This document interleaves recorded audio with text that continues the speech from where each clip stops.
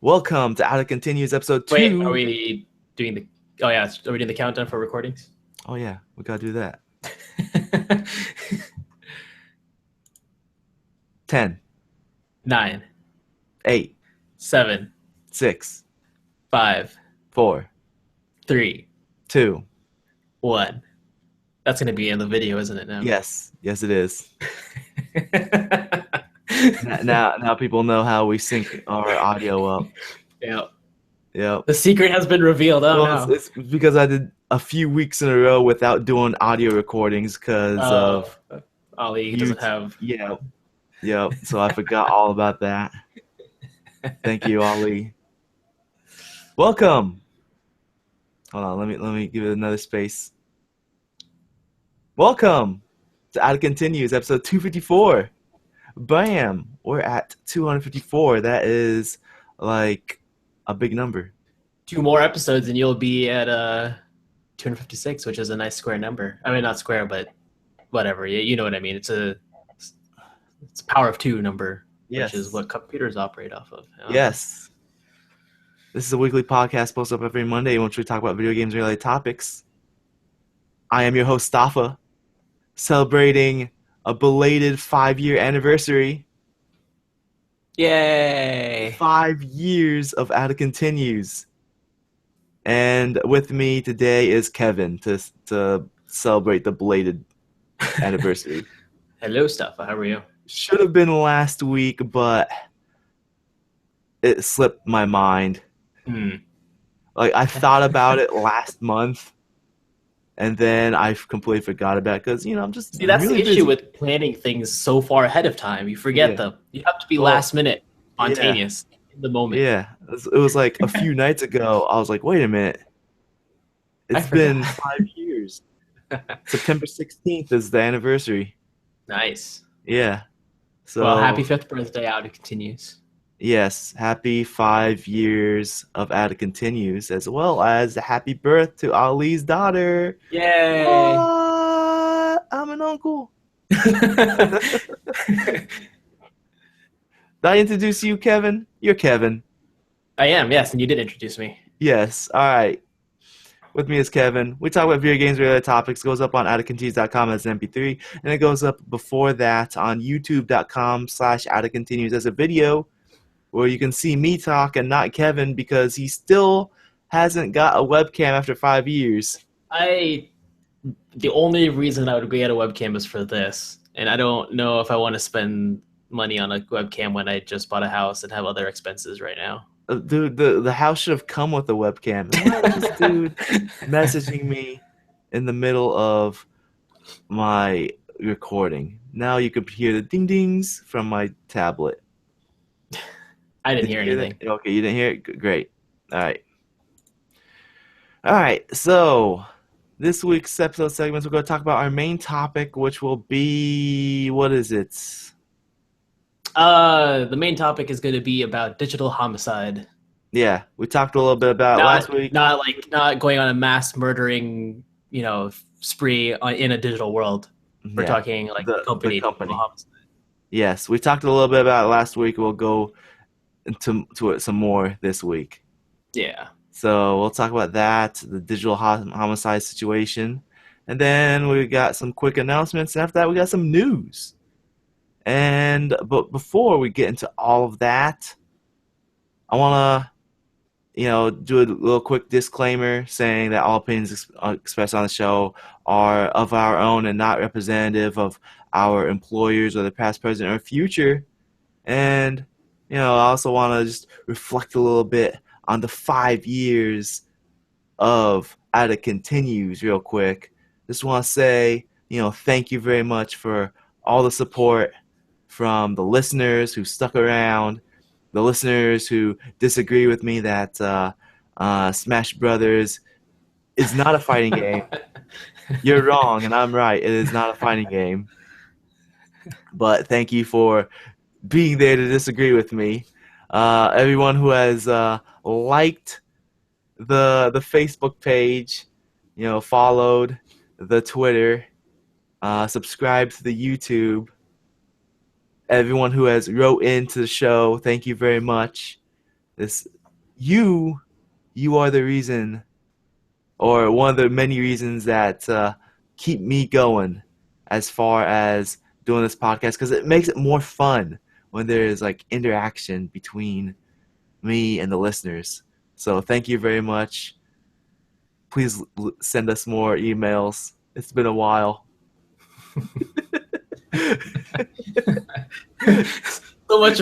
Thanks so much for all the interaction. Please write us emails. Please. I mean, it's been a long journey. It's been a fun journey. I've had all sorts of guests on the show, including Kevin, and show favorite Kevin, as well as the listener favorite Kevin.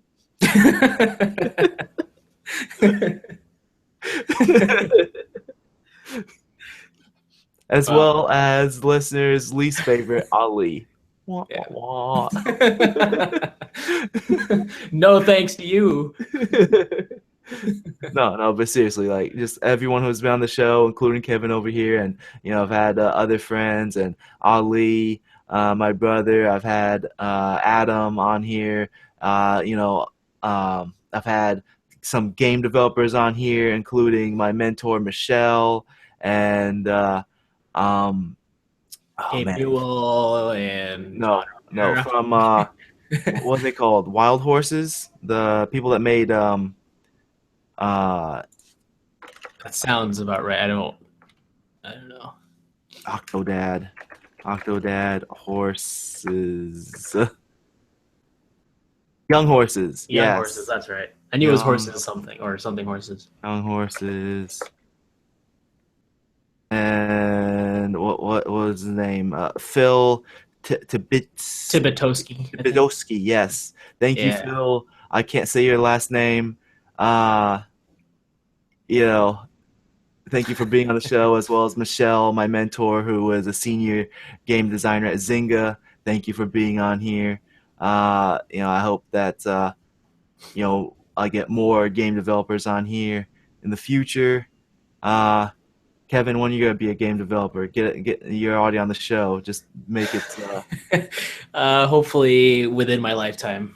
All right, and hopefully soon I can be a game developer too, because I've gone from being a student to now actually working at a game studio, which I'm not going to share at the moment, but be assured that it is a game studio that you've likely heard of. Most definitely have heard of. Yeah, likely, and and it's I'm just a an office assistant right now, but hopefully soon, within like a year or so, I get hired on as actually on the production team. Yep. So yeah, it's been a journey, and Ada Continues has been here. And Ada Continues will always be here. No, it won't always be here. Eventually, it will literally be out of Continues. Yeah, I mean, like I've considered ending this a few times. Mainly because like sometimes I get like really busy, or sometimes I think it's always fine to just put like a break on it. You don't always have to end it if you get busy. Sometimes it's like if you know something's coming up and you'll be busy for a few weeks, you can always put a hold on the. And other times because it's hard to get guests on here all the time, and and sometimes the discussions might, or at least we run out of ideas for discussions. So like I've given it consideration a few times to maybe put an end to Ada Continues, because it's been around for a while, 5 years. I think that's a good length for a podcast. A lot of podcasts don't even last that long. Yeah. So I feel like it's ran a good life, but I think it's not time yet. I still want to keep doing it, and it's fun to do. That's why I keep doing it. So yeah, let's get rolling and talk about DreamHost. No, not yet. Not yet. Let's talk about Digital Homicide. So we talked with Ali and I. We talked a little bit about this as one of the news topics about digital homicide. Basically wanting to go sue crazy. They're trying to sue like Jim Sterling for saying negative things about their games and trying to sue uh, Valve for pulling all their games off of Steam. Yeah, So they're also trying to sue. So I guess if you want to recap what's been happening, if anyone missed it, or just to refresh everyone's yes, memory, basically, Digital Homicide, which is a game development studio, they've got a few games on Steam, and I think majority of them or all of them have been getting relatively negative reviews. because they're terrible. Yeah, they're not very good games. Yes. So a lot of Steam users are putting negative reviews on there. And then also Steam recently, I think the main thing was how Steam changed their review policy. They made a couple of changes recently, one of them being it now shows two categories of reviews. One is overall, and then one is most recent. So now you can kind of see if there was an update that was recently released, does it fix all the major problems or does it make it worse? So you can kind of get a breakdown of what recently has happened. Yeah. That has, I mean, it could also be due to like the community for a Yeah. multiplayer game dying. Yeah. And then another thing that Steam changed or Valve changed for Steam is they prioritize reviews of actual game purchases. The reason they did this was because there have been cases in the past where developers would give out free Steam keys in Yes. return for favorable reviews. So a lot of the reviews might have been skewed, like, if a small indie dev wants to get higher reviews so they get more recognition on the Steam store, they will give out free keys to people who will write positive reviews. And so that can skew the whole average score, which can show it either, which would show it better than it possibly is. Mhm. And so now Steam says if you bought the game, then your review is prioritized. Otherwise, it's not. So this kind of sets it up so that if there is a bad game, it actually shows up as bad in the reviews. And this probably has most of effective against companies like Digital Homicide, where their games are not doing well and they might be trying to do things where they want more positive reviews. But their bad reviews are being more exposed. And so now Digital Homicide wants to sue the actual users of Steam for $18 million. And then and now they're trying to sue Valve for taking their games off. So basically, Digital Homicide's first sued, I don't know how many, like it was like a large number of like reviews that were negative. So they're suing all of them for a collective of $18 million. And then because of that, Steam kicked their games, all of their games, not just the one game that, or one or two games. They kicked their entire library off of Steam. Yeah. And now Digital Homicide is trying to sue Valve for that. So you and Ollie pretty much already talked about your opinions on this. And I kind of just wanted to make this the main topic, just to discuss the state of games on Steam and whether it's like freedom of speech, basically. Like, why are these developers, or this developer specifically, why are they trying to sue users for their opinions? Like, this is just such a strange thing, and especially here in America where we've got freedom of speech. We can kind of say whatever we want as long as it's not, physically affecting or doing something that's against the law. Yeah. But we can say and think whatever we want, and we're free to express that to people. And Steam is just, those reviews are just a way for people to express their opinions on a game. And that's what reviews are for. Yeah. So that people have the ability to see what a game is, basically, if it's worth buying or not, before they spend their own hard-earned money on it. Yeah. Like a business can't just go to Yelp and sue everybody who's given them a negative Yelp review. Yeah. You can't do that. Yeah. It's really strange seeing this happen, because, this is not and no company would ever get away from that. Like, would get away with that. Yeah, like And there's no way any judge is gonna like not throw this out. yeah, and I don't know all of the legal aspects of this, but I'm wondering if it already has been denied, or if I don't think it has because nothing has been really resolved, Hmm. and I don't know if judges are actually looking into this just try to see if it is a plausible lawsuit, Hmm. and if so, I don't know why it's not been denied immediately because this is obviously a freedom of speech issue, which is protected by the Constitution. Yeah. But I guess then, like the other topic, really is just the state of Steam games. And I know we've kind of discussed this in the past before, or in the past as well, Yeah. about just there's so many new games on Steam that go up ever since games became easier for the everyday average person to pretty much make. Like you can download any engine you want now for free, essentially. Make a game, and as long as you're not making money off of it, you can publish those games, or if you're within a certain price range. So it's really easy for anyone to make a game or do something and then publish it and use Steam as that distribution platform. Um, and because of how lax a lot of the policies are, there's a lot of games that are just shovelware on Steam, and there's no really easy way to vet the best games because there's just so many games being added on a daily basis that it's not easy for someone to do.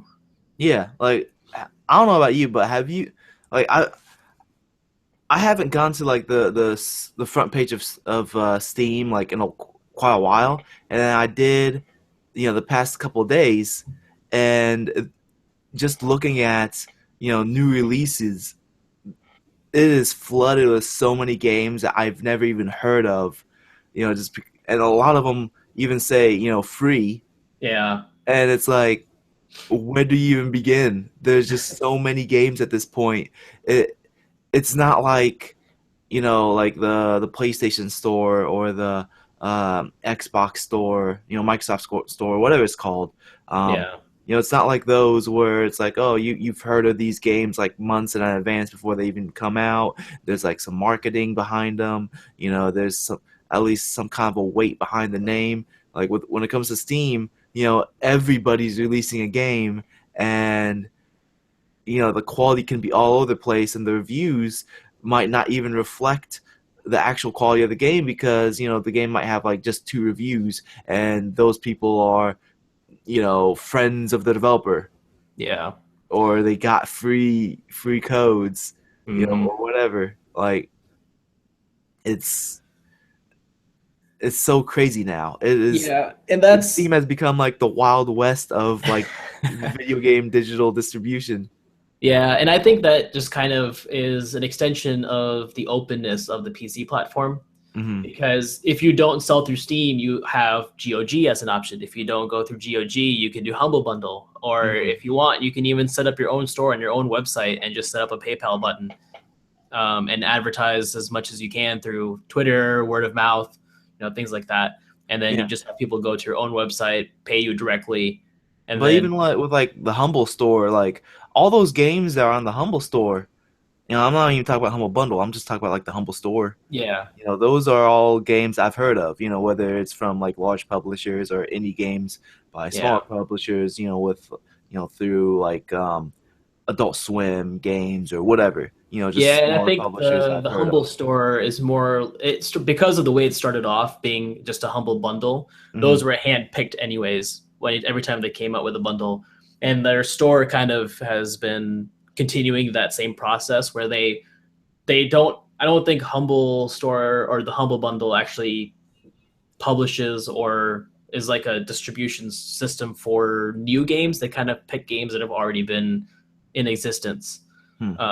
that they kind of handpick. And they started doing more pre-orders now too, but with more popular games and AAA games that most Yeah. people have already heard of. But that system has continuously been handpicked, Yeah. as opposed to Steam, which is it's so big and it's such a popular platform that they can't handpick. everything, because there's just it's a weird way of thinking of it, but it's like Steam is the starting point where things get published to, unless you're your own, like EA has their own with Origin, Ubisoft has their own with Uplay, but Steam is kind of like the starting point. You publish your games there, and then that's how knowledge about it spreads. And then Humble Bundle kind of picks those games, because they even do Steam keys for the Humble games. Yeah. Hold on, let me I'm gonna screen share this real quick. So here's the front page of Steam. We're looking at this, the main marquee over here. Warhammer Eternal Crusade. I mean, that's not a game I've heard of, but I mean, we all know Warhammer. 40K. Heroes and Generals. Never heard of this. Well, and I don't think there's anything Steve wrong. Jackson's Sorcery exclamation point 4. Never heard of it. Well, the Sorcery game, yeah, and that's the thing. Like a lot of these games, they like Sorcery is actually a pretty popular mobile game. And it's like a text-based adventure, so that's why it's on the 4th one already. But I mean, I don't think it's necessarily bad for games that have never been heard of, to be on Steam. Here's like a free-to-play game, Heroes and Generals. Never heard of this. Like, I don't know. Like, I mean, of course, everybody's heard of like NBA 2K17, Pong Waves VR, a $10 VR game. Like, that's ping pong. Why is that on there? Mad Father. This looks like some kind of anime visual novel, probably. No clue. Cossacks 3. Where was Cossacks 1 and 2? This is a $20 game. That's kind of a lot of money right there for a game I've never heard of, with pirate-looking Kratos. Sword Master VR, another VR game. It's like, well, yeah, I mean, we're going to start seeing more VR games now that VR is out. And like I was saying, I don't think it's necessarily a bad thing for games that you've never heard of to be on the front page. But no. The issue is when there's like VR games, and there's like these weird niche free-to-play games with mixed reviews. Yeah, and I think that's something that Steam probably should work on, is games that are more recognized should probably be on the top, rather than trying to showcase random. I don't know what their algorithm is for selecting games that are up in the top. And I know you can customize it. You can actually go... I did customize a little bit in the past. Like I put no early access products to show up for mine. Yeah. And so I don't know what algorithm they pick. Like, is it just randomly selected every day, where they like, okay, all the games I don't think so can show up here, and then you just, whoever has them unchecked, it just won't show for them. Because if they're just randomly selecting games that fit those categories, then that's probably something they need to fix, is to be a little bit more selective, rather than just any new game.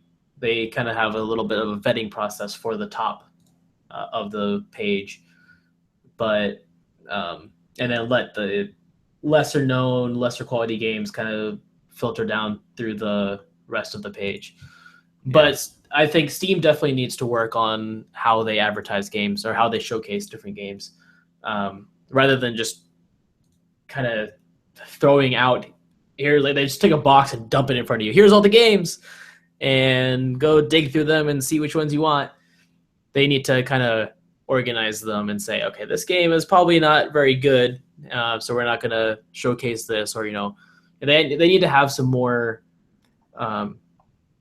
manpower, active selection in these titles. But I understand that it's a huge process, though. At this point, I don't even know if Valve has manpower at this point. Yeah, that's the thing. Like, they're completely run by robots and AI.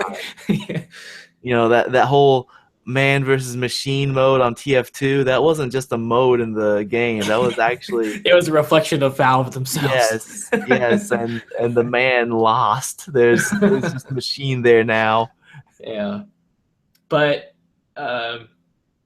Yeah, there definitely needs to be a change to how Steam operates, and um, it's going to require someone actually doing active work rather than kind of trying to leave everything to automation. Mhm. Uh, but that's if they want to run the company a specific way, that's on them. But I think I'm gonna publish Beware the Bully. you Make it, should. yeah, publish it on Steam, and then like sue everyone who gives me negative reviews. Sounds like a plan, right? Yeah, perfect. Yep, and also sue anybody who mentions in their reviews um that Smash Brothers is a fighting game Yeah, because they're there you wrong. go. Actually, I think there was at one point I think developers could uh, hide reviews that they didn't like, and that was kind of an issue at some point also, where most of their negative reviews were just being deleted by the devs, and a lot of people were upset That's about that. disgusting. Yeah, and I'm pretty sure that functionality no longer exists on Yeah, Steam's like developer. developers and publishers should have no control over the review system. Yeah, I agree. Like they should not have any type of um, sway over what shows up.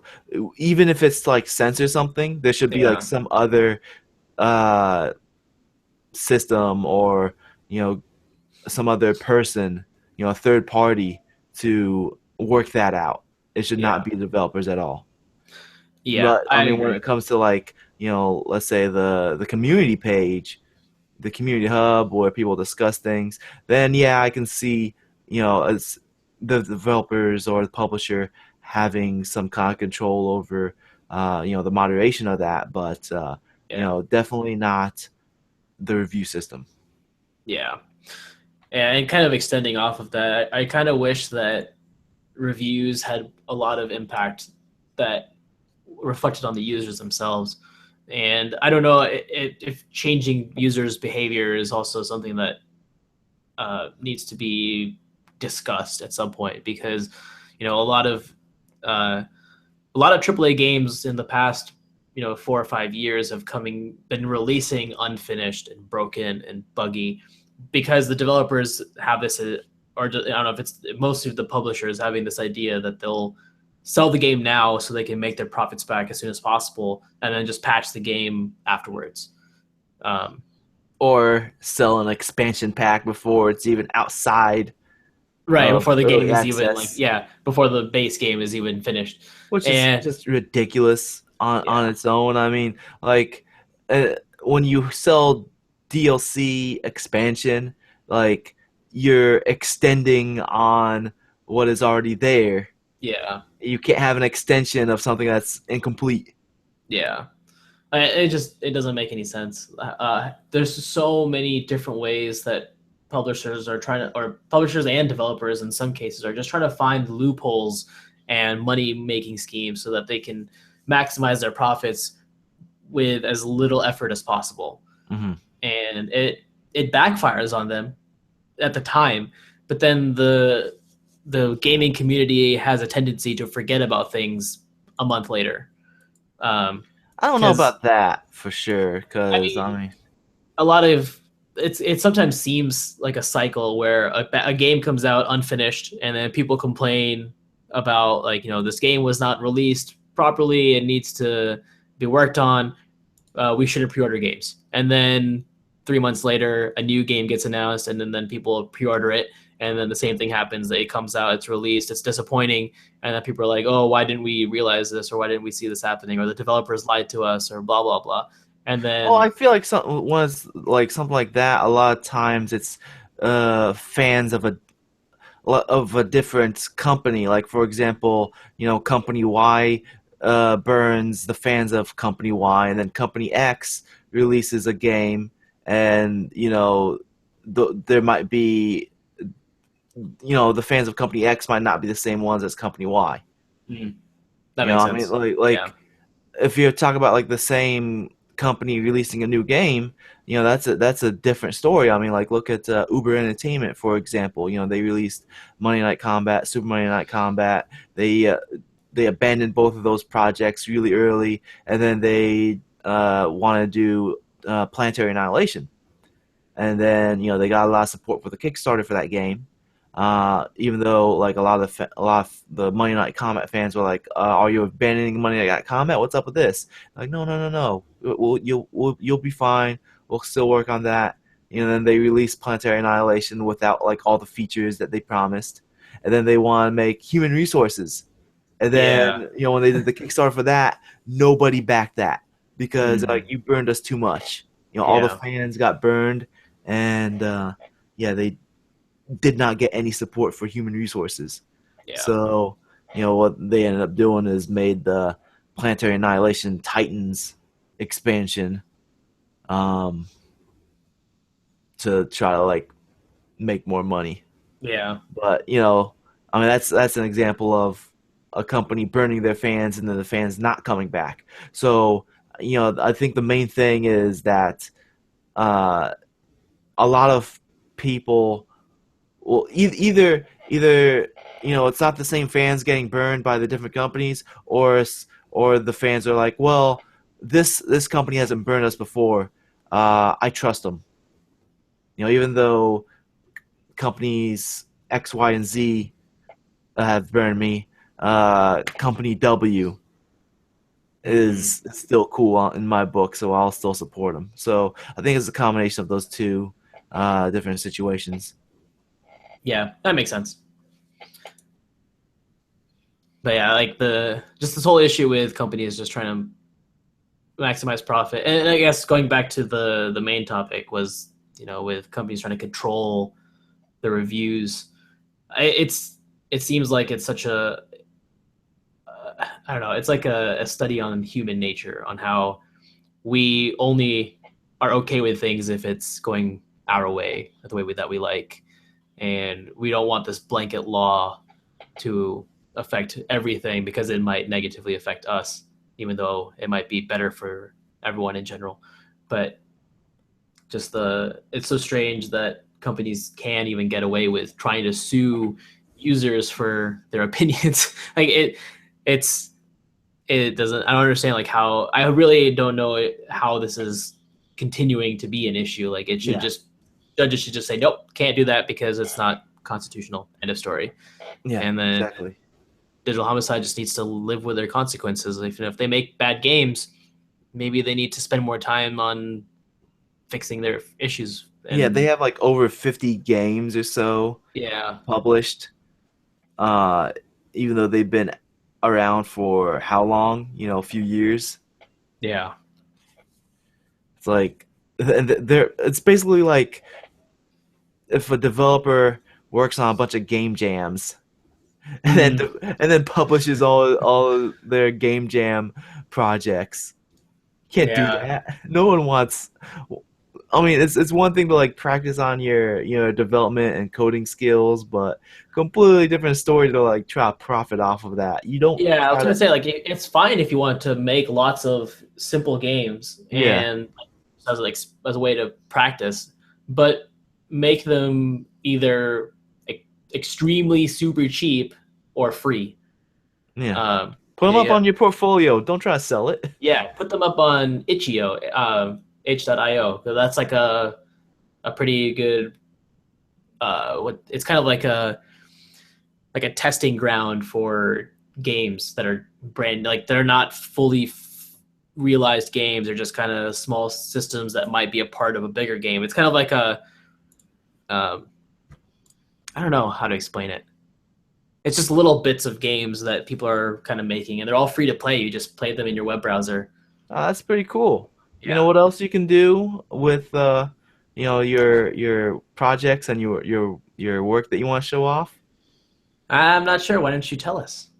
Well, you can go to DreamHost, dreamhost.com, and you can get a website and build a portfolio, show off your work, And because DreamHost, their web service that offers unlimited storage, unlimited bandwidth, user-friendly interface, and they're also optimized to use content managers such as WordPress and many more features. All that just for $7.95 US a month. That is cheaper than Netflix. And if you use promo code out of continues, that's one word, no spaces, it'll get you a free domain registration and it'll waive away the setup fee. And on top of that, they also have plenty of sales going on right now. Like you can get a .xyz for less than $2 for the first year, or a I don't know what else they got. Let me look. They have some other sale as well as that, where you can get like a domain for like less than $1. Domain names. Yeah, you could get like a .club for 99 cents for the first year. Bam. Nice. I better jump on that, get out of continues.club before someone else does. Make a club for your listeners. Yeah, exactly. .xyz for $1. XYZ doesn't sound that bad, Yeah.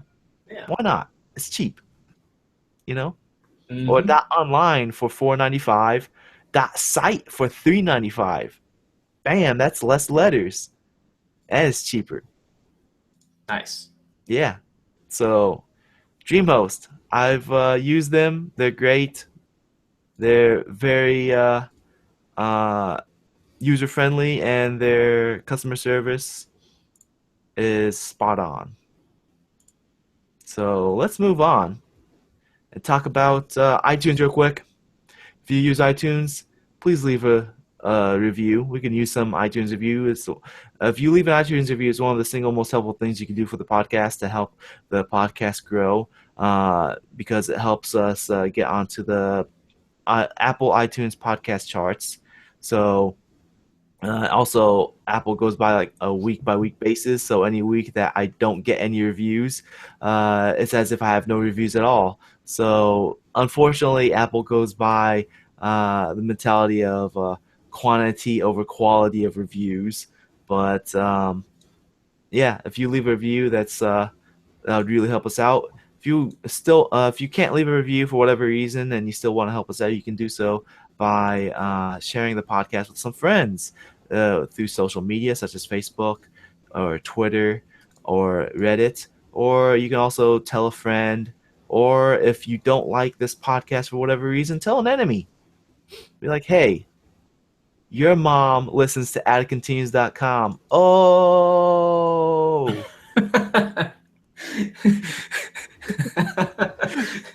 What a comeback. Yep, you just clowned them.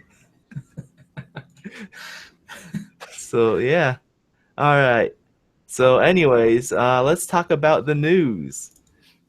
And let me do a screen share so we can look at the news. And here we go. We're sharing screens. Get this out of here. All right. So, the Pokemon Company suggests Nintendo NX is a hybrid device, and they pledge that they're going to make games for it. So, yeah, like pretty much all these leaked information and rumors it's still pointing towards the idea that the Nintendo NX, which is the code name for the Nintendo's new platform, basically it's going to be like a hybrid between a console and a handheld device. Yeah, they say, of course we're going to be making games for it. Why not? I mean, they're the Pokemon Company. Yeah, I you not feel like expect this Pokemon games on there? Yeah, I was gonna say, like, this is kind of a given. It's a Nintendo console or Yep. platform. Yep. Why wouldn't there be a Pokemon game on it? Yep. It's like saying, hey, Nintendo has a new platform out, and we're definitely going to be making a Mario game for it. Hey, oh, hold on. Breaking news. Looks here, reports are saying the sun rises in the east and sets in the west. Oh, wow, that's news to me. I thought it rose in the north and sets in the south. Holy crap. What you want? No wonder I keep getting lost. Moving on. Yeah. All right. So, if you're looking into getting a new um, video card sometime soon, like before the end of October, and if you're looking at getting a NVIDIA GTX 1080 or GTX 1070, you can get yourself a free copy of Gears of War 4 because they're bundling it with the cards. And I'm pretty sure that the bundle is with through Nvidia, so it's not like if you just buy the cards through Newegg or Amazon or Best Buy or whatever. It sounds like it's gonna be anywhere. So, yeah, Gears of War 4. It sound I like with them doing this bundle. It makes it. I mean, Nvidia always like bundles games with their cards. That's nothing new. But the fact that it's going to be Gears of War 4, it makes it seem to me that Microsoft's really trying to push the whole gaming on PC division because they want more people to have Gears of War 4 on the PC. What do you think? Well, I mean, Nvidia usually always does like a free game with your graphics cards. Yeah. Like and my last one, which was a 770, I got Batman Arkham Origins. yeah, and the most recent one for me was Metal Gear Solid 5 when I bought my 980 Ti. Man, Yeah, I that's a haven't. bigger number than my 770. I haven't even touched Metal Gear 5 yet. I haven't even finished 4 yet. I'm still halfway through that game. Hmm. But yeah, so I mean, like Nvidia always, it's really cool that Nvidia does this, where you buy a graphics card, you get a game with it, and it's usually a pretty popular game too. Yeah. A pretty high profile game. I mean, for a while they, like you said, they did Arkham Origins, they did Metal Gear Solid 5, and I can't And remember. there was that one time where they had FTL free. Yeah. Just to push the limits of your graphics card. Yep. All that power needed for the space game. Yep. But yeah, so I mean, like this is actually kind of cool that they're. I think this is kind of in line with what Microsoft has been pushing for in the first place, was with Phil Spencer being more open to supporting all platforms and not just focusing on Xbox. They've got the Play Anywhere thing set up now where you buy a game on Xbox and you can play it for free on PC. It's kind of like Steam, how you buy it once and you have it available on all the platforms that it's available for. But with Play Anywhere on Xbox, it's kind of, you can buy a game that's on Xbox, and if it has a PC version, you get that for free, or vice versa. If you buy the PC version and it has an Xbox version, you get the Xbox version for free. Yeah. So, but yeah, I think it's cool that they're working with that Microsoft and Nvidia kind of have this set up, and I am not in the market for a new graphics card yet, but I'm thinking about it. Well, not this deal, but I'm thinking about upgrading my graphics card. Yeah, because it seems like it's getting close to the point where the 770 is leaning more towards the minimum requirements for games. Yeah. So I think it's coming soon. Yeah, well, I mean, like the 1070 is not too bad of a price either, and honestly, like the graphics cards are kind of priced weirdly because the 1080 is it's not quite double the price, but it's pretty significant jump, but it's not equivalent in how much extra power it gives you. Yeah. The price to performance ratio is not linear. It's kind of exponential, and there are diminishing returns. So you can always pay more, but you're not to get a little bit of extra push, but it's not going to be equivalent to how much you paid. But yeah, like if you're looking for a nice card, the 1070 is definitely it's a really good card. Even the 1060, I think the 1060 is pretty much on par with the 980 Ti, from what I remember reading. And the 980 Ti was not a cheap it was not a cheap card, and it's very powerful. So the 10 series is really good. Mm-hmm. But yeah, I mean, buy Nvidia cards and you get free games with them. I guess that's an interesting thing that they do because they really don't need to do that. Like they don't have to. I would almost expect AMD honestly to be doing the free games with their cards or Yeah. something more with their cards because as much as it hurts, they are falling behind. There really is not much competition between Nvidia and AMD. Um, and I mean, sometimes there is, like, they will occasionally AMD will do something that steps up, that one ups Nvidia's cards, but then Nvidia is really quick to respond and has something that is just way outperforms them. But it's not. I guess it really depends on your application, like what you're using the cards for. Mm. Because I think AMD generally has more just raw power, and those are really good for things like video rendering, or like if you're doing 3D animation, video encoding and rendering, special effects or 3D animations and things like that, where raw power does matter. Hmm. But something that NVIDIA kind of has that puts them usually ahead of AMD is just the way that they do their licensing. Like, they have the GameWorks system, which a developer can pay for a GameWorks license, and then you get access to all these APIs that really let you use hardware level power of the cards. Uh-huh. And the problem with that, though, is if you use GameWorks, it really hurts AMD's performance. So even though if you have an AMD card that's equal power as an NVIDIA card, if you use GameWorks in your game, then the AMD card will suffer significantly, and the NVIDIA card will do much better.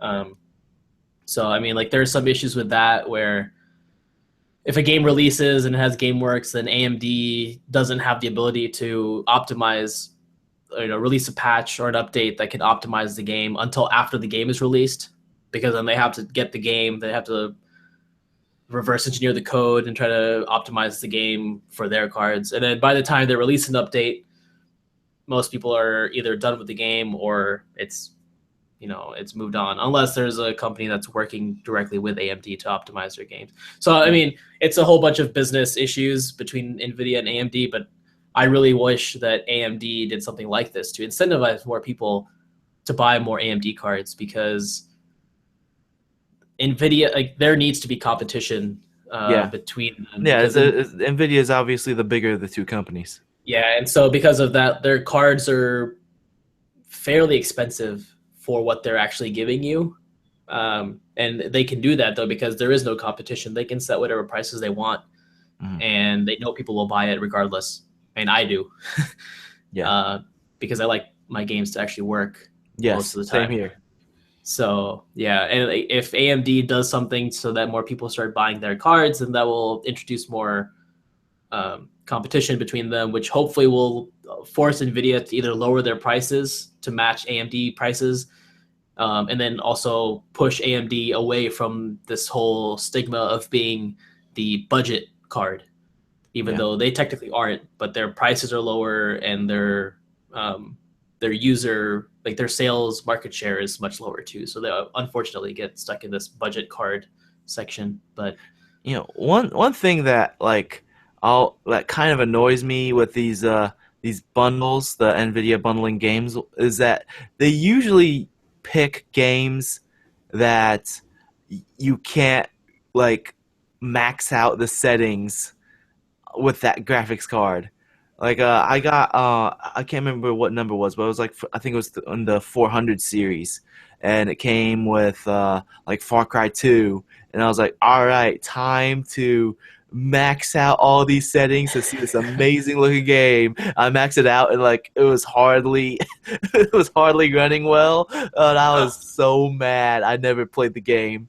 that's really strange. I would have figured that they would pick the games that would be best optimized for those, because Yeah, like you I expect the game to be, amazing looking on top of, you putting it on ultra settings or whatever, it's the highest settings.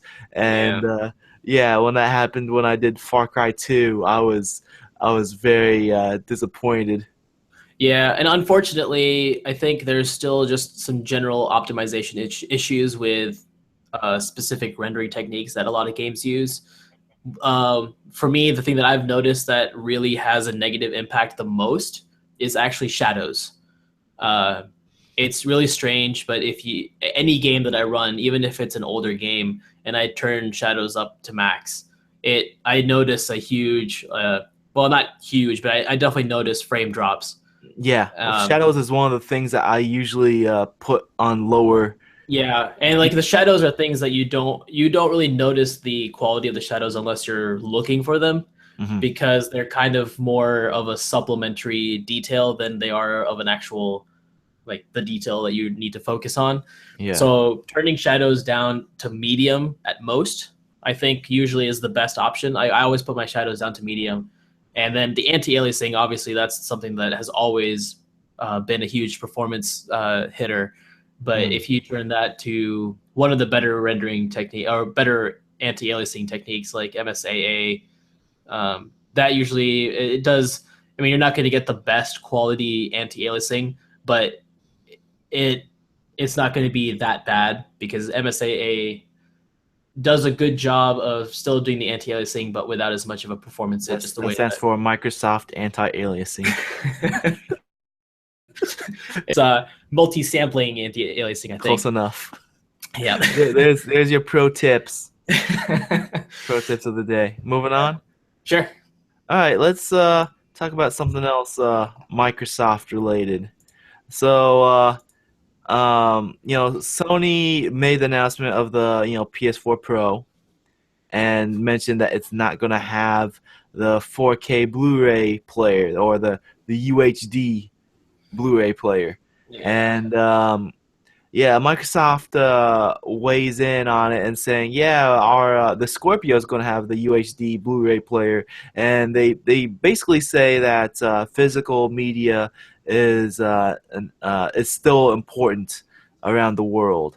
It's not something that they should overlook because I mean they pretty much learned from the whole um, always online thing from earlier, before the Xbox One even came out.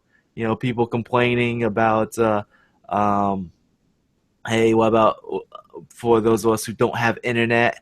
And Don Matrix saying, "Oh, we have the Xbox 360 for you." Yeah.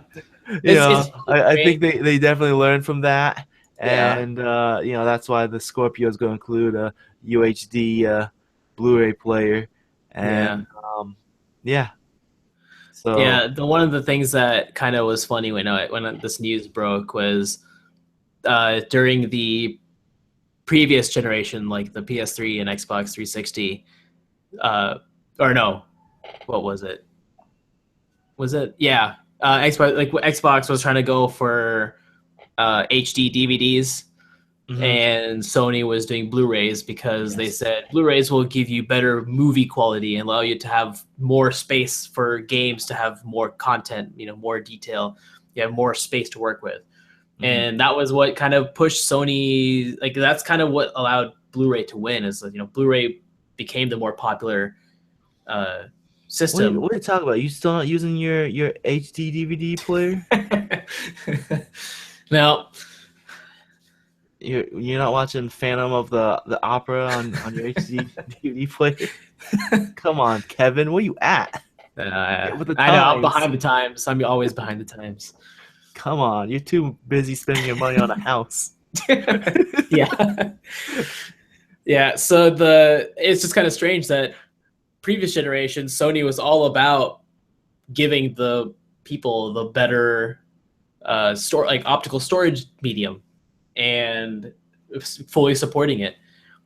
And then now this time around they're like, whatever.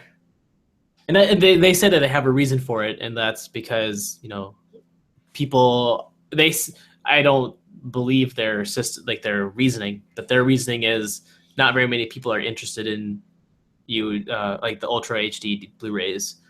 Um, and I mean, I don't know. 4K in general is at a weird spot Yeah. In my opinion, here's the thing. When it comes to TVs, computer monitors, and like phone displays, 1080p is perfect. Like you do not need anything more than 1080p. Yeah. It is obviously nice when you're working on a computer with a higher resolution, so you have more real estate, like you can fit more on the screen. But there comes a point where the scaling can get off and things can be too small, or you're just pushing more pixels than you need. Hmm. I'm kind of being a little bit of a hypocrite because my primary display is actually a 1440p, which I really like. Um, I think that's my favorite resolution is 1440p, but 1080p is perfect. Like that is the like ideal uh, resolution because a lot of phones have 1080p and a lot of TVs have 1080p, and like you don't really notice the pixels unless you're really up close to it. But the only time that becomes an issue is when you're on a phone and it's like literally a foot from your face. But if Hmm. you're on a TV or a computer monitor, it's usually a little bit further away, especially a TV, and you don't notice pixels that at 1080p at all, even if it is a huge screen. The only in my sincere opinion, the only reason for 4K is virtual reality. When the display is like 3 inches away from your eyes, Hmm. and you need to get rid of that screen door effect that a lot of VR headsets are having issues with. So, 4K in movies just really isn't worth it. There is if you're looking at them side by side from 10 feet away, you're not Hmm. really going to notice that much of a difference. You might in certain shots, but like overall, they're going to look exactly the same. For TVs, the biggest thing that you want to support is HDR, which is it's a way for colors to be more accurate and Hmm. for more colors to be displayed. So in your actual, for most displays, you can't even see at all the colors that are available because normal displays just are not capable of doing that. But with HDR, you get, which is high dynamic range, so you get a lot wider of a range of colors. You get darker blacks, you get whiter, brighter colors, and then you just get more vibrant colors everywhere. And that is the most noticeable difference between like that. That one is definitely something you can notice when you're just looking at them, even if you're not looking at them side by side. If you will definitely notice HDR improvements. Because they're significantly more vibrant and brighter. But the sad thing is that every TV that supports HDR that's been coming out is a 4K TV. There really hasn't been a 1080p TV that supports HDR, Hmm. and I think that's kind of an issue that the industry is kind of going with is all the TVs that are coming out are 4K TVs, Yeah. and there are no more 1080p TVs coming out because they think a lot of they're trying to resell this. That's it's all a money making marketing scheme Hmm. because companies are like, oh, you want the best picture quality and you want to be, You you want the want best yeah, pixels. you want the best pixels, you want what's the most recent, and 4K is that.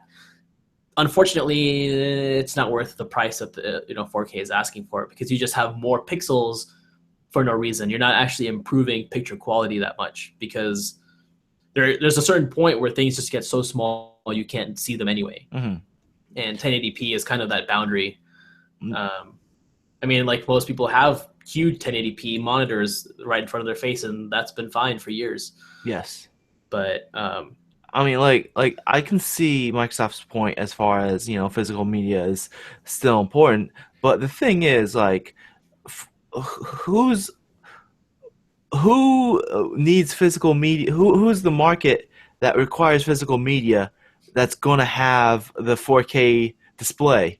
Like you're talking about people who don't have internet, and are the people that don't have internet, are they gonna be somebody who has a 4K display as well?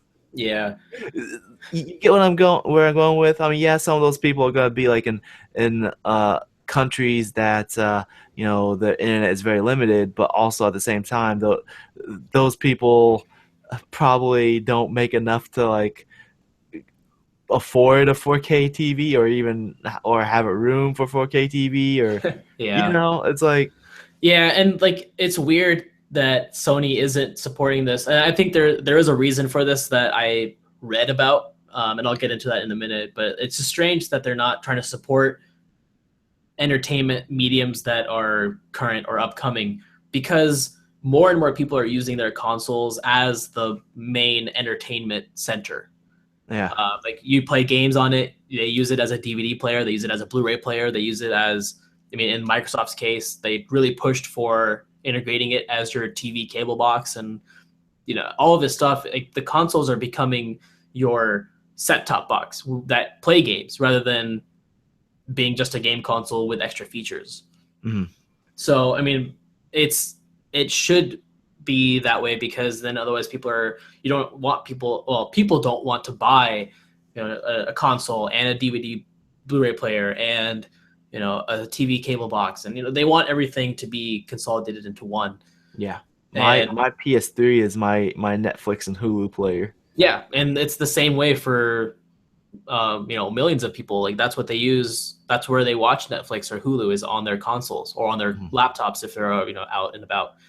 Um, but I was reading something about how um, the possible reason why Sony is skipping the Ultra HD Blu-rays is because they're about to release their own line of Ultra HD Blu-ray players, like Mhm. just the disc reader itself.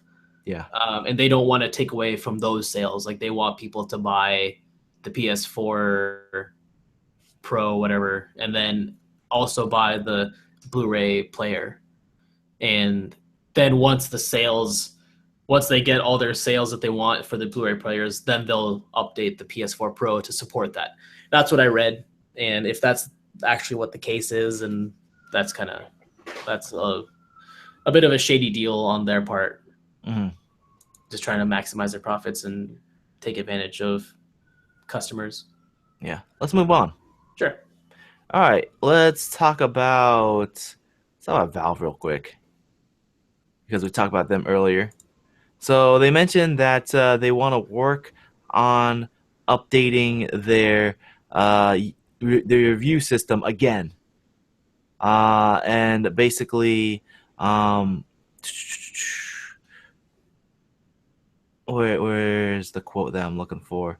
All right, they say the goal is to be able to better identify and highlight helpful reviews while hiding and lowering the prominence of unhelpful reviews. Our existing system just looks at the overall number of users that rated a review as quote helpful end quote. But we're seeing this can produce an unpredictable it can produce unpredictable results. For example, sometimes unhelpful memes get rated as quote helpful end quote because people think it's funny. So we're working on updating the system to consider more factors when deciding how to rank quote helpful end quote reviews. So that it can generate better results. I think one of the problems with that is that they kind of embrace the whole funny thing. They added the funny column in the Yeah. reviews, and that promoted people making funny reviews, and that promoted people, uh, upvoting the funny ones. So that was one of their problems to begin with, is that they embraced the funny reviews, and it looks like it's biting them. So Yeah. they obviously have a lot to work on. I mean, they didn't really mention what they're gonna do. I'm assuming that maybe they're gonna factor in like the number of characters in the review, because usually the funny ones are the short ones as well. Yeah. So maybe that's probably going to be something that they will take consideration in factoring in as far as the algorithms as to what brings the useful reviews up top. Mm-hmm. But yeah, um, you have any thoughts on this? Not really. I mean, Steam has always been kind of making updates to the review system, and Yeah. there's just no they're having trouble finding the perfect It's, way it of doing seems it. that the more features they've been integrating into Steam, the more of a mess it's becoming. Yeah. Like the whole curator thing. Like, what the heck is that all about? It's kind of Yeah. pointless at this point. Yeah, I've probably used the curator thing once when it came out just to see what it was, and I don't think I've really relied on that at all. Yeah, I stopped curating games for the out of continues Mm, curator because it's yeah. I don't think anyone even looks at it. And there's like a few top curators that get most exposure, like Total Biscuit, Boogie 2998 seven Yeah. six five four three two one. There's just a few people that are like at the top, and Yeah. even like Total Biscuit, he's like probably the top curator, and even he even mentioned that his curations really don't matter, like they don't Yeah. really make much of an impact. Yeah. So yeah, let's move on. Yep. Let's talk about Skylanders. So there's gonna be a Skylanders Netflix show premiering in October. I did not know about this. I didn't either. Premiering October 28th, featuring famous voices such as Breaking Bad's Jonathan Banks. Let me look up this guy. Let's look up Jonathan Banks. Oh, the grandpa. Hmm. Yeah, the best grandpa in the world, or world's best grandpa. Yeah. Justin Long. It's from Dodgeball. Oh, him, the Mac guy. I'm a Mac. Oh I'm on yeah. PC. He's gonna be Spyro, and funny guy Norm Macdonald. Everyone knows Norm Macdonald. Plays as Did he have a farm? Yeah, Norm Macdonald's in everything. Yeah. Yeah, I mean he's what is he now? He's KFC now. Hmm. Playing as he's in the KFC commercials as Colonel Sandals. Colonel Sanders. Yeah, and Susan Sarandon. Who is that? No. Oh wait, she looks familiar. What's she in? No clue. Her face looks familiar though. I Yeah. don't know. Hmm. Nothing that I've seen. And Ashley Tisdale. Tisdale from High School Music. The thing that everybody watched. Yeah. Yep, Everyone loves it. yep. My fave. And Metallica's James Hetfield. I haven't listened to Metallica in forever. So yeah, this sounds like they got a lot of people voicing the voices, Yeah. and yeah, I'm assuming that this is gonna be marketed towards like 4 5 year olds, you know, five max probably, because like as far as like Netflix's animated series go, they seem like the target audience is much lower than the movies that they're based off of. Yeah. Like what's it called? Like the Meet the Kroogs, not the Meet just the Kroogs. Hmm. Yeah, like I like that movie. I love that movie, and I was like, oh, they got a cartoon on Netflix. I watched like not even 5 minutes of it, and I was like, this is obviously for 4 year olds.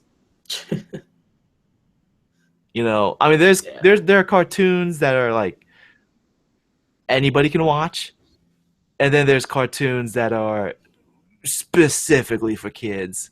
Yeah. And I feel like Netflix's cartoons have been definitely specifically for kids. Hmm. They have one for what's that, Turbo, the snail Oh yeah. cartoon. They have one based off of Home. the movie with the alien and Rihanna. Mm. Yeah, like I didn't even click on that. I mean, I thought the movie was all right, but when I saw it on Netflix, first of all, the art style looked terrible on the little image. Let me open that up real quick. It should show up like on the front of. Let me go to Netflix. Let's click on me. Oh, Luke Cage coming soon. I'm pretty sure there it is. Look at this. Home. You see how bad that looks? It just I don't even want to click on it because it looks like I mean, I can draw that. Seriously now. It just I mean, this is the movie it's based off of. This one. I mean, yeah, it's based off this movie, Home. So it looks like they added that on here, but they made a cartoon based off on it, and it just looks so bad. Come on now. I mean, come on, watch some Phineas and Ferb. You'll have some fun. Yeah. Perfect.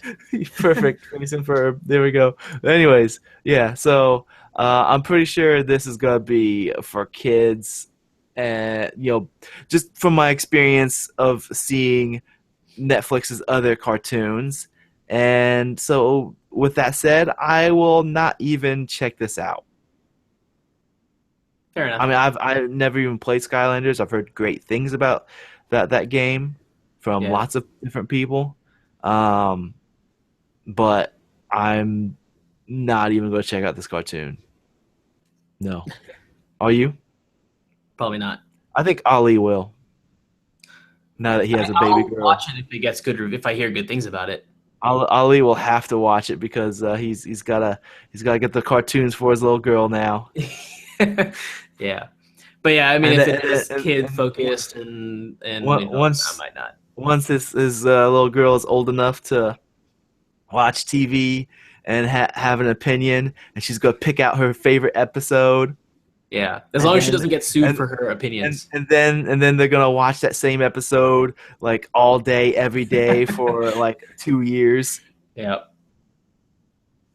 Yep. Have fun, Ollie. All right, let's move on to more Activision stuff. Talk about Blizzard doing away with the Battle.net name. Battle.net has been around since I was in high school. It's been a long time. Where were you when it came out? Like junior high? Probably, yeah. Middle school-ish, junior high-ish, somewhere around there. Middle school is junior high. You Eh, make it sound like it's different things. I don't know. We called it different things, but at least in my school. But yeah, so it sounds like they want to get rid of the name because they're adding a lot of features to it, like the Blizzard streaming and Blizzard Voice. So I guess they feel like Battle.net doesn't integrate well with the rest of their brand. Hmm. So they want to call it Blizzard something. Blizzard And Net. Blizzard Net. Yes. Genius. Yeah. And most likely they'll make this announcement like when they do BlizzCon in a couple of months. Mm-hmm. So, yeah. I'm excited for BlizzCon. There's going to be some Overwatch announcements. They're going to announce the new character Sombra, Oh yeah. I who haven't been paying attention to Overwatch for a while. they teased that it might be a tank character. Interesting. Because well, I mean, like if you look at the character select screen, like the Mhm. tanks have the least characters. Yeah. You know what they need? They need like a tank healer. That would be an interesting combination. They need more snipers. I'm just kidding. No, they don't. They need a tank sniper. Everyone's worst nightmare. A They can big take one fat spot and take dude in the all front the damage. lines with tons of health that's sniping everybody. Yep, that'll be the enemy team's favorite thing to go against. Tank What they sniper. need is a Bastion sniper. So are you saying a character that turns into a turret with a sniping scope? Yes, the turret Or can shoot okay, really. wasn't sure if you meant that or if you meant a sniper that specifically just shoots Bastion, which that's every sniper. Yeah. No. They need the Bastion that becomes like a Gatling sniper.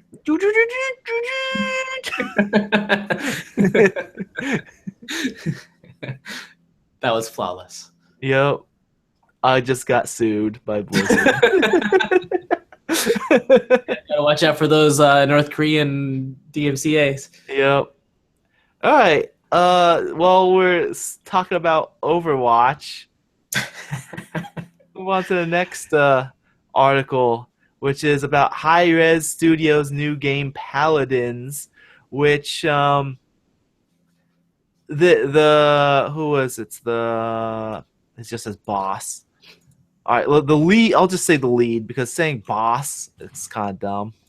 But the lead of Hi-Rez, Todd Harris, made a lengthy Reddit post saying that Paladins is not a ripoff of Overwatch, and basically says that hey, if you're gonna compare us to any game, it should be Team Fortress 2, not not Overwatch, because we got most of our inspiration from Team Fortress 2.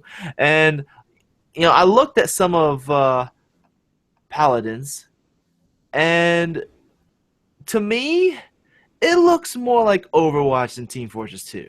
Yeah, a lot of the character designs are just like heavily inspired by Overwatch characters. I mean, I'm looking at the Steam page right now, and there's a dwarf with a Yeah, beard that that's makes a turret. Torbjorn. Yep. That's Torbjorn. That's not the NG from Team Fortress 2. That's Torbjorn from Overwatch. Yeah, and then like there You is have this dude who's basically Reinhardt. Yeah. Well, he's a mixture between Reinhardt because he has a shield and the look, and he's also Roadhog because he has like a shotgun type. well, he weapon. has like a lash to like the chain thing. Yeah, to grapple. to do is get over here. And then there's another character that looks like Reaper with one gun. Yeah. I don't know what that character's name is, but Reaper with one gun. That's his name. One Gun Reaper. Yep. And like there's a character that like the character designs, and there's something that looks just like Symmetra. Another character looks Here's just like the Symmetra. champions page. Yeah, Soldier 76. Soldier 76 without his visor. Yep. There's a mixture between Roadhog and Junkrat. Yep. Okay, some of the character designs are different, but a lot of them are similar. This is obviously Zarya. Yep. Reptiles are. This is Symmetra. Yeah, and like that's the thing. Like a lot of these characters that look like their Overwatch counterparts are exactly Reaper. the same. Yeah, except he has a revolver, so he's like Reaper with McCree's gun. That's Tracer. Tracer. Yeah. It's Tracer and Widowmaker. There's Groot. Everyone's favorite Overwatch character. Yep. His ultimate is just Zenyatta. I am Groot. What? Here's Zenyatta over here. Yep, Zenyatta. That's May Diva. It's May and Diva. May Diva. Yep. Here I don't know. Widowmaker and that's definitely Widowmaker. Widowmaker and Hanzo. Like, a lot of these are just like mashed up characters. Like they took two characters from Overwatch and then made a new character from it. This is Torbjorn before he became like half a cyborg. Yep. And but this one, like this guy is just pure Torbjorn. And this guy is Reinhardt. Fernando. Yeah. Just straight Reinhardt. Yeah. Lightning stab. No clue. Bastion. This is obviously looks just like him. No, I'm just kidding. Yeah, so I mean, like, This is like a diva, pretty much. yeah. This imp looking dude. Um, this is probably no fun for the people that are listening and not watching. Sorry. I should probably describe the characters a little bit more. This female archer who is probably like just, I mean, archer. This is like just any generic female archer. This is Brave. Yeah. It's female Hanzo. It's sexy Brave. That's what this is. And this is Rocket Raccoon. So this is obviously a ripoff of both Overwatch and Marvel because they got Groot and Rocket Raccoon. Yeah, Star-Lord now. Yeah, so because this is obviously like a little animal dude who looks similar to a raccoon. So yeah, there we go. And I think we came all the way around. I don't think we came up. I jokingly said Zarya for this dude, but yeah, I mean there are some unique character designs in there, but some of them are just like straight out of Overwatch with slightly different, like slight variations, just to look slightly different. It is much more. I see way more Overwatch than I see Team Fortress 2. I hardly see any Team Fortress 2. Yeah. And like the game is very similar. Well, I didn't play it, but from watching the video, it looks very similar. Where it's like a class-based multiplayer shooter.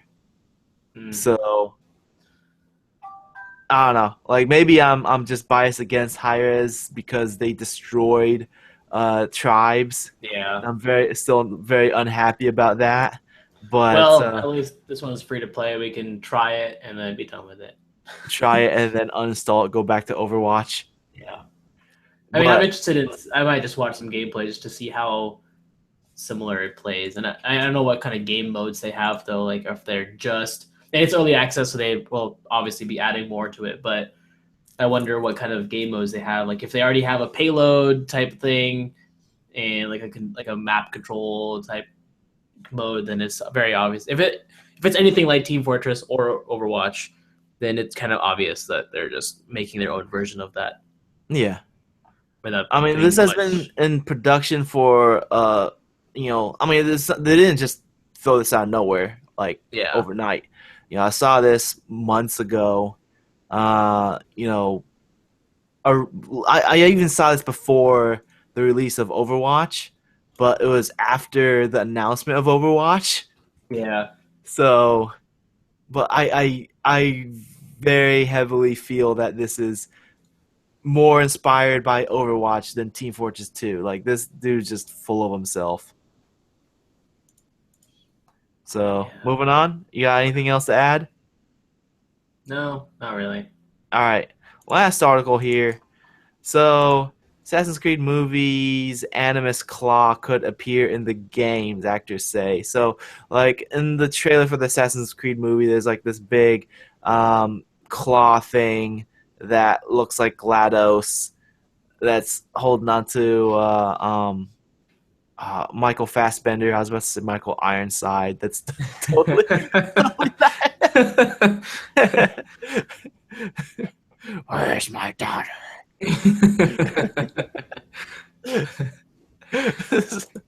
So yeah, it's Michael Fassbender, and with them saying this, I feel like the games will probably start taking inspiration from the movies. Like the movie is going to start doing its own thing. Like it's not even going to care about the games at all, and then the games are just going to start copying the movies. Because Assassin's Creed has gotten to this like dark hole where it doesn't even know what it is anymore. Yeah, I don't know how to feel about any of this because Assassin's Creed already broke my heart many years ago. Yes, and it's crazy just how much it went, because Assassin's Creed was in my top 5 favorite games of all time. Yeah, it was one of my favorite franchises of last generation. Yeah, And until then like they ruined it. I think the last good one was, I mean, I don't know, gameplay wise, uh, Assassin's Creed 3 was great, but that's where the story just was not good at all. And then Black Flag, I don't know. I'm confident now because I enjoyed playing that game, but I hated the story. Like I hated the main character, whatever his name was, I forgot. All they had to do was end the story, with like Kenway. That's what. with the end of the Ezio Yeah, trilogy. Like if they came up with like a good ending with like the Ezio games and just finish it off, I would have been like, yeah, Assassin's Creed's one of my favorite franchises of last generation. yeah, Top 5 easily, you yeah. know. And then But they no, just they're milking it to the ground. They don't know what they're doing with it anymore. They're they're making a movie off of it that's not quite based on it, but like inspired by it, and then they're gonna start, having the games take inspiration from the movies because the games don't even know what they're doing. yeah. It's It's disgusting. it's a mess, Yeah. and I really, I mean, I'm glad that they finally stopped doing it annually, like on the games, like releasing a yearly game. But it's never going to be the same. Like they're not going to be able to bring it back to what made it great. And let's make Assassin's Creed great again. We need a Yes. Assassin's Creed Trump type Yep. of fabricator. That is exactly what we don't need. Racism in Assassin's Creed. But yeah, I don't know. It's such a disheartening thing every time I hear the name Assassin's Creed now. Instead of being filled with like happiness like I used to, now every time I just hear that word or that name or anything, I just feel dread. Like, You oh just go, no, what now? Yeah, it's like, you what just now? What are they gonna huge do? sigh. Yeah, so disheartening. Yep. All right, so that's all the news for this week. Um, let's go into listener feedback. We got listener feedback from Mr. Johnny F, Ooh. who likes to be called the main event. Hello, Johnny F, the main event. He says, "Greetings out of continues. Congratulations on 5 years. You forgot about it. You suck." Well, thank you very much. Oh my The main gosh. event. That's that was like an emotional roller coaster. It's like congratulations on 5 years. Yay! You suck. Oh, it's like just went up and down. Well, the main event said so. So, oh Man. well. He must be. He's not just the world champion. He is the Milky Way galaxy champion of the world. So, anyways, let's wrap this up. Let's do the shout outs. I want to give a shout out to my brother Ali. Happy birthday to your daughter. Yay. Yep. Congratulations. I don't know if I should even plug the Twitch stream because I haven't been streaming in like forever. Yeah, the next time I stream, then I'll do a plug on that. Still Plug need to it do. in, plug it in. Yeah, I still need to finish up my Undertale gameplay videos. I keep saying that, but oh well. Just I been did a busy. video for Hero. Like I want to redo it because it did not turn out as good as I thought it would. Oh, okay. Wrapping this up. If you enjoy what you've been hearing, you can support us by liking us on Facebook. You can follow us on Twitter, leave an iTunes review. You can subscribe to the Google Play Music. You can also contact us. That's podcast@AfterContinues.com. You can subscribe to the YouTube channel. That's youtube.com/AfterContinues. All those things that I said really fast, they're on the website, www.AfterContinues.com. So you don't even need to But you have write to at all that least make sure down. that the website is understood so that they know where to go Out to of get help. continues.com, not XYZ, not club, not site, not Org. org, not store. It's .com, outofcontinues.com. And that's powered by DreamHost, which you can use promo code as continues. One word, no spaces. I'd like to thank my guest host for joining me today, Kevin. Thank you, Staffa. No, thank you for celebrating 5 years of Ad Continues with me. Woohoo. And with that said, I'm your host, Staffa. Thank you for joining me, and I hope you continue to join me next week and for the next 5 years. Stick around. Cheers, yay. You might win something. We have to listen to every single episode between now and then. Yes, I'm gonna If one, you're disqualified. I'm gonna leave a letter in every episode. Put all the letters together to make a sentence. You should do it in random episodes. Well, that way they have to listen to them all to know which... Well, the letters aren't gonna be in order either. You gotta unscramble it. Wow. The sentence and then send it to me 5 years from now. It's one of the most elaborate little secret game, hidden thing in a podcast I've ever. And then somebody 5 years from now will actually send me an email, and I'm like, what? You're gonna forget about it. And yeah. So that said, I'm Staffa. I'll see you guys next week on episode 255. Woo. Haunted. I don't know why. I guess it's getting closer to Halloween. Sure.